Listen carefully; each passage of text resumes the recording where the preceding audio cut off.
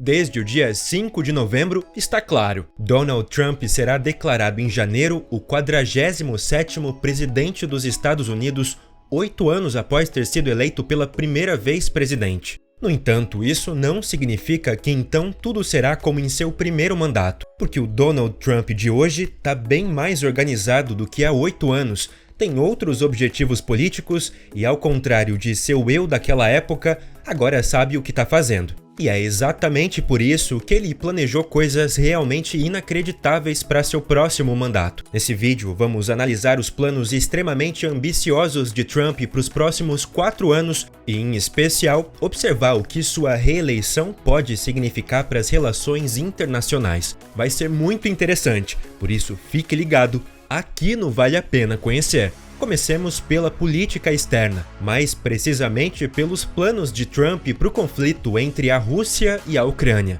Mas primeiro, vamos olhar mais de perto no que ele anunciou antes de sua eleição. If I were president, and I say this, I will end that war in one day. It'll take 24 hours. I know Zelensky well.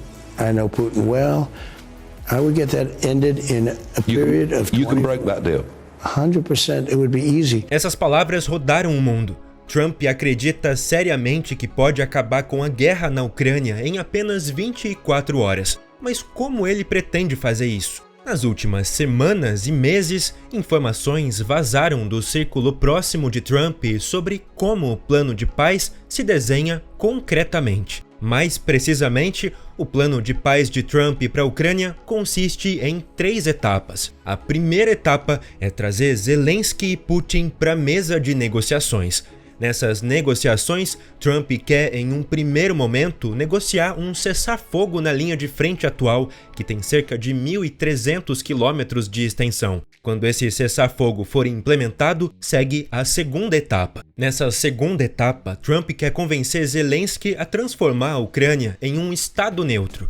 Ou seja, Zelensky deve prometer que a Ucrânia não tentará se rearmar nem fará ataques contra a Rússia e, mais importante, não ingressará na OTAN nos próximos 20 anos. Se a Ucrânia concordar com isso, algo que Trump acredita que pode conseguir, então vem a terceira etapa. Nessa etapa, deve surgir uma zona desmilitarizada ao redor da linha de frente, ou seja, uma espécie de área tampão, como existe, por exemplo, entre a Coreia do Norte e a Coreia do Sul. Essa zona deve então ser protegida por tropas estrangeiras. No entanto, Trump quer usar o mínimo possível ou idealmente nenhum soldado americano para isso. E em vez disso, exige que os outros países europeus da OTAN enviem suas tropas para essa área. Esse é, portanto, o plano de Trump. Mas ele é realista? Resta primeiro a questão de saber se Trump conseguiria mesmo levar Zelensky e Putin a negociações conjuntas. Trump poderia pressionar Zelensky ameaçando suspender o fornecimento de armas para a Ucrânia.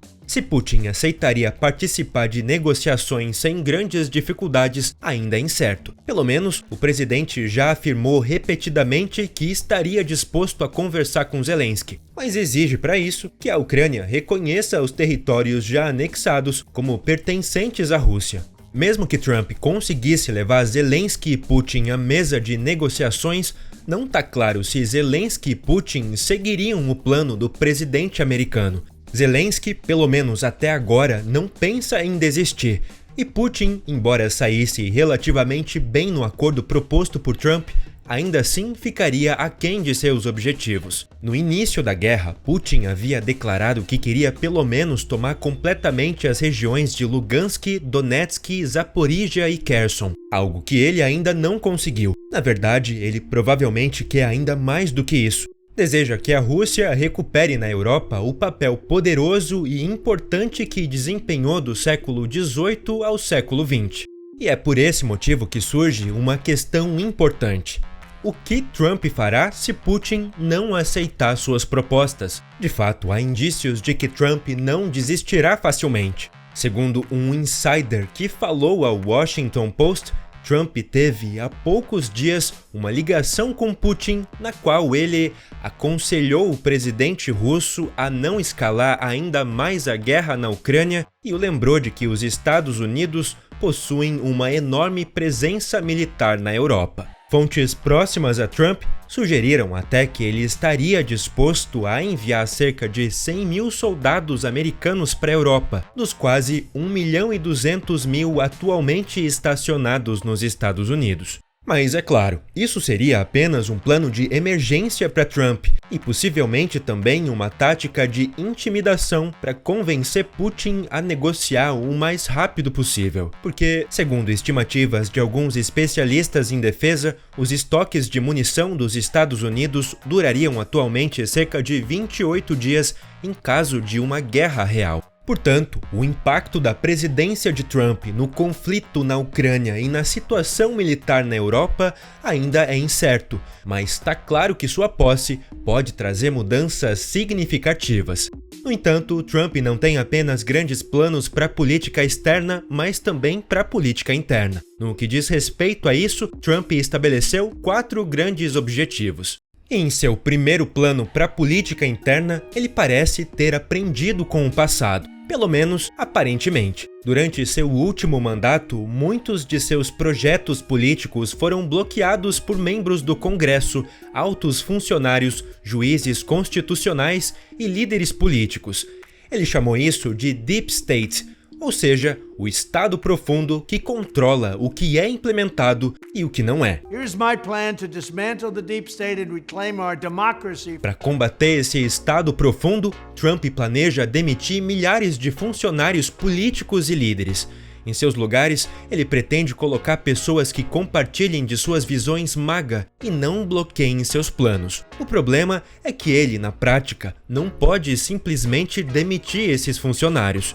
Por isso, Trump quer aprovar uma lei que mude o status de milhares de funcionários públicos americanos, fazendo com que sejam tratados como empregados comuns e possam ser demitidos facilmente. Seu segundo plano para a política interna não é menos radical. Sob a liderança de Trump, um novo ministério seria criado nos Estados Unidos, chamado DOGE, que seria o Departamento de Eficiência Governamental. O objetivo desse ministério seria tornar todos os processos e operações do governo americano muito mais eficientes, reduzindo o tamanho do Estado.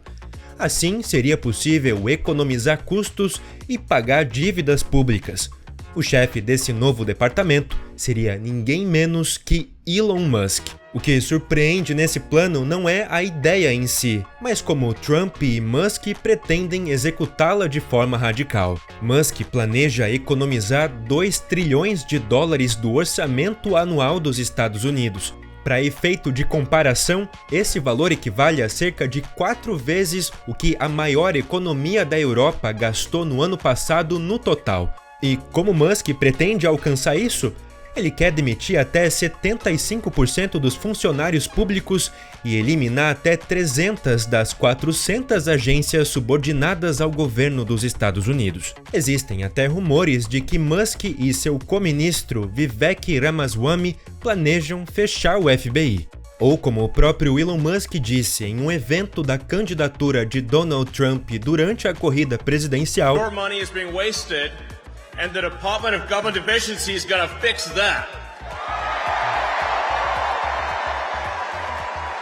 We're going to get the government off your back and out of your pocketbook." Passamos para o próximo grande plano de Trump, que é fortalecer a economia americana e torná-la mais independente por meio de tarifas. Tarifas? O que é isso? Você pode perguntar. Tarifas são basicamente impostos de importação, e Trump planeja aplicar várias delas de forma bem agressiva. Ele quer, por exemplo, tarifas de 60% sobre produtos chineses e de 10 a 20% sobre produtos de outros países. A ideia é que, assim, os americanos parem de comprar coisas da China, enfraquecendo a economia chinesa e impulsionando a economia do lado de dentro do país. Mas, na prática, isso nem sempre funciona tão bem. Em 2018, por exemplo, Trump implementou altas tarifas sobre máquinas de lavar estrangeiras. I am taking action to impose safeguard tariffs on imported residential washing machines. O resultado: não havia mais máquinas de lavar importadas, mas as nacionais ficaram mais caras. pois os fabricantes americanos aproveitaram para aumentar os preços.